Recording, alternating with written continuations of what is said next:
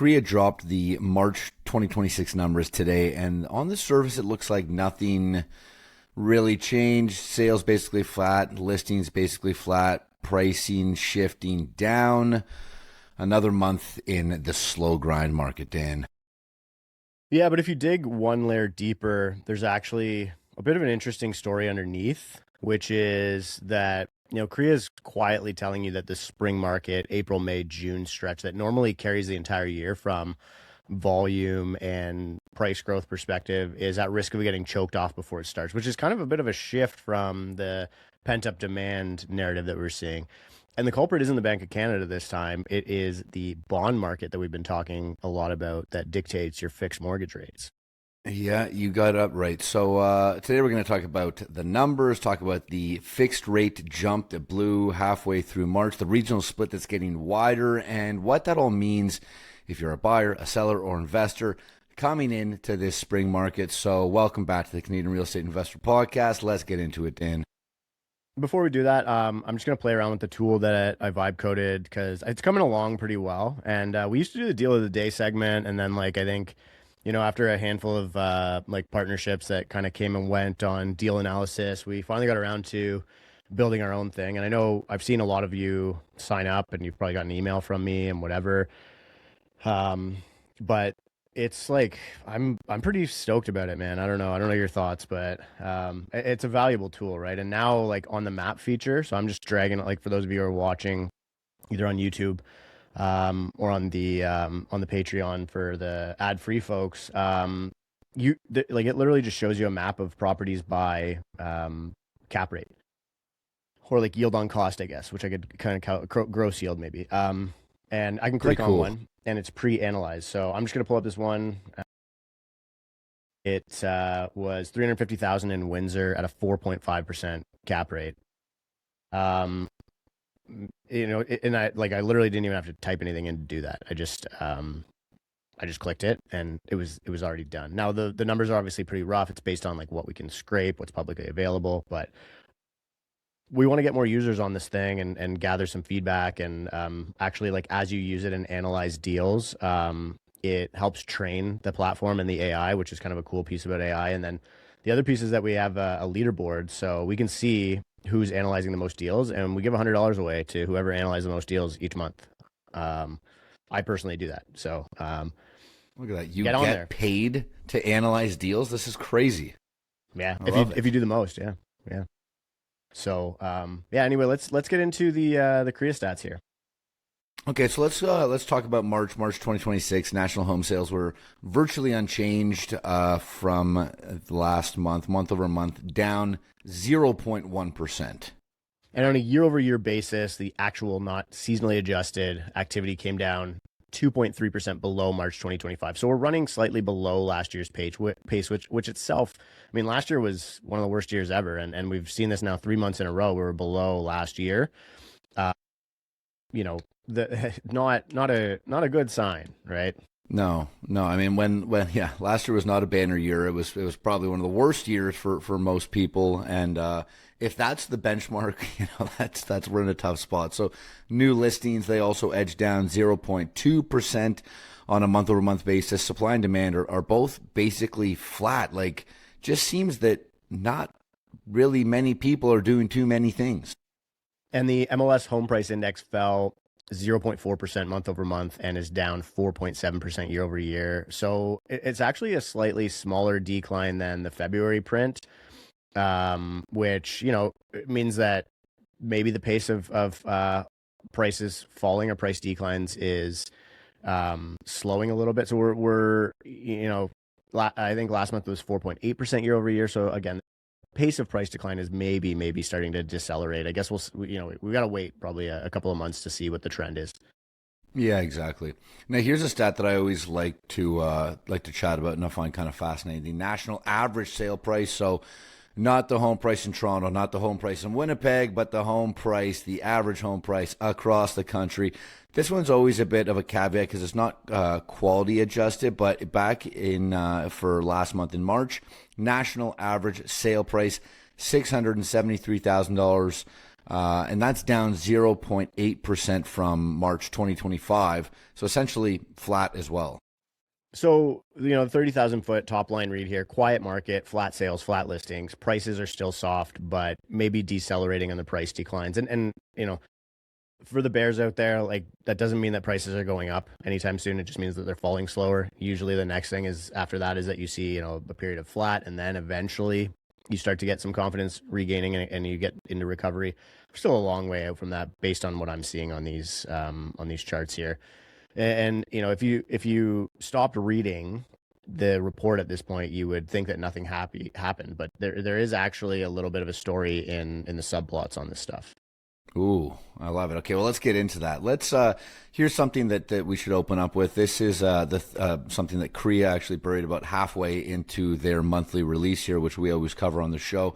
There's a quote from Sean Cathcart, their senior economist. He says, home sales activity remained at lower levels in March as rising global economic uncertainty, along with a mid-month jump in fixed mortgage rates tied to incoming higher inflation, piled onto an already shaky economic start to the year. So the plot, I guess, is the plot thickens with war and rates and bond yields and all that good stuff, as a plot should, because those are some pretty big characters in the story. Yeah, and I think, not a ton more talk of like pent up demand that we were going to see slingshot the spring market back into recovery territory. So it seems like they're sort of coming to terms with the fact that the market has very little confidence. Translation on this is really that fixed rates jumped in the middle of March. I think they've kind of softened a little bit, and we have seen some lenders even come down a little bit. But this is a big deal because fixed rates are what first-time buyers and renewers are shopping right now. It had a moment there where people were rotating into variable when it looked like rates were going to keep coming down, but variable isn't really competing right now in the rate environment. Yeah, exactly. Okay, so let's look at some actual numbers. In March, the benchmark 5-year government Canada government bond yields surged more than 60 basis points in a single month. That includes a 22 basis point jump on one single day, a single Friday. That 5-year yield pushed back above 3.2%. And I mean, this is a lot of this is like, if you go back and I know we're doing an episode that you have written about like the length of recessions, but if you go back, like every time you see an oil price spike, it causes a global recession, like without fail. So, 70s, 80s, 90s, all had this like big oil price spike. Then everything gets more expensive. And you've seen news that grocery companies are adding now a fuel surtax that's going to be temporary, but so that's inflationary. People are unable to spend a lot of money on stuff, and then it causes what you call demand destruction, and then you actually see a recession. So, as it stands right now, the bond yield curve is saying rates are probably more likely to go up than down. But the bond yield, to be honest with you, the bond market is routinely wrong. Like there's this amazing chart. I'll see if I can pull it up, but it basically shows like how bad the bond market misprices rates, because it really only reacts like it's the price that people are willing to pay today. But then there's a lot of things that get kind of grouped into that. That would end up being longer impacts. So in Canada, because oil prices are high, it actually makes our oil economical to produce. So in the short term, you get actually a bit of a boost to Canada's economy, but in the long term, you get a bit of a drag. And obviously, that boost is really concentrated in areas where we produce oil. So the prairies will do well, Newfoundland will do well, other places where you're just consuming goods with oil that have oil as a part of them, which is basically everything.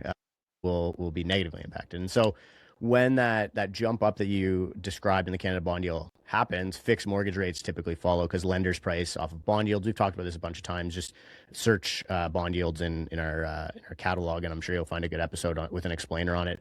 Non-bank lenders hiked their 3 and 5 year fixed rates by as much as 30 basis points in March. Yeah, and look, the lowest insured 5-year fixed rate on the market moved from about 3.79 in February to about 3.89 by the end of March. Look, it doesn't sound like a lot, right? 10 basis points, 0.10%. But in the context, it wiped out about 3 straight months of a slow drift and slow grind lower. And when we talk about this kind of stuff, Dan, when we talk about rates moving in, up and to the right, it's really the psychology shift that follows that, right? Rates go up and sentiment seems to go the opposite way, right? So that's I think the story that matters here.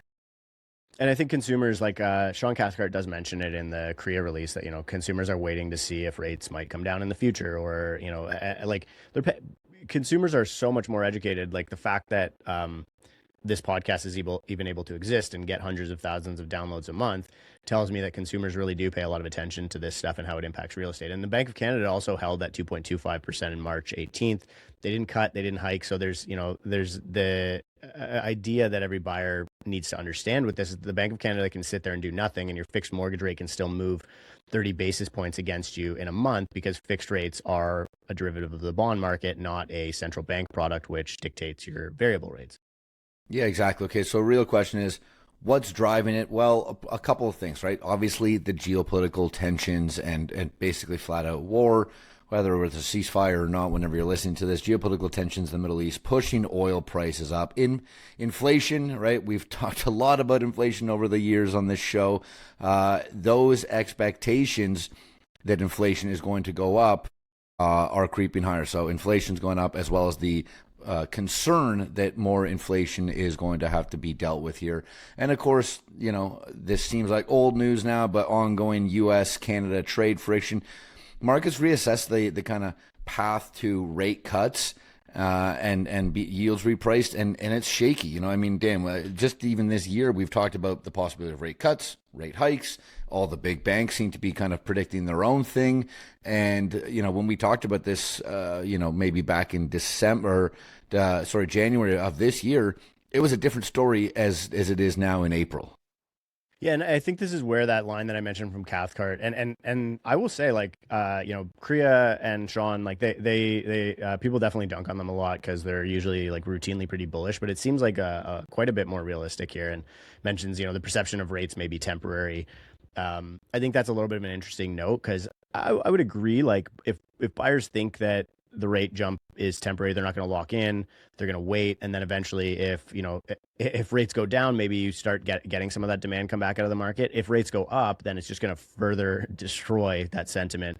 So it is really a roll of the dice here. Not that I actually believe that rates will go up. I think like we're probably more likely to get some bad economic data, but the inflation print in the US just came in like in the threes, and it was expected to be in the twos. So, I mean, inflation is a real thing here, but the economy is so weak that I don't know if there's room for them to hike rates. But all of this to say, like, you are heading into typically a peak season, the spring market, and this could mean that people just aren't buying at all during peak season, and we have another very flat, very depressing year for the real estate industry.